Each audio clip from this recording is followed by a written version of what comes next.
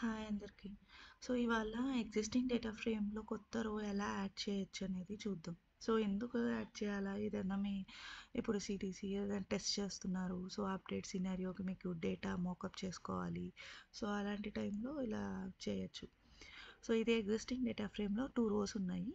New data frame అంటే ఇందులో నేను 1 రో యాడ్ చేశాను.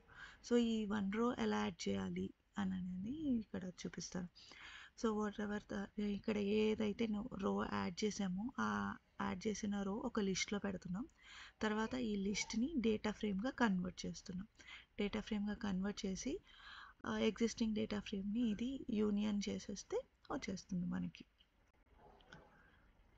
దట్స్ ఆల్ అయిపోయింది. సో ఇదే సీక్వెల్లో ఎలా చేయాలి? ఇప్పుడు మనకి డేటా ఫ్రేమ్లో చేస్తుంటే మీకు ఏదైనా ఇష్యూస్ వస్తున్నాయి, ఫిక్స్ చేయాలంటే కష్టం అనుకునే వాళ్ళకి సీక్వెల్లో ఈ ఎగ్జిస్టింగ్ డేటా ఫ్రేమ్ని ఒక టెంప్ వ్యూగా క్రియేట్ చేసేసి ఆ టెంప్ వ్యూ నుంచి అన్ని కాలమ్స్ సెలెక్ట్ చేసి మనం ఏదైతే రో యాడ్ చేసామో దాన్ని ఇక్కడ సెలెక్ట్ స్టేట్మెంట్లో మనం ఇక్కడ ఇవ్వచ్చు వాల్యూస్.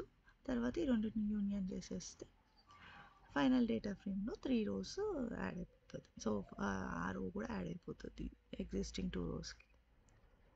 అంతే. Thank you.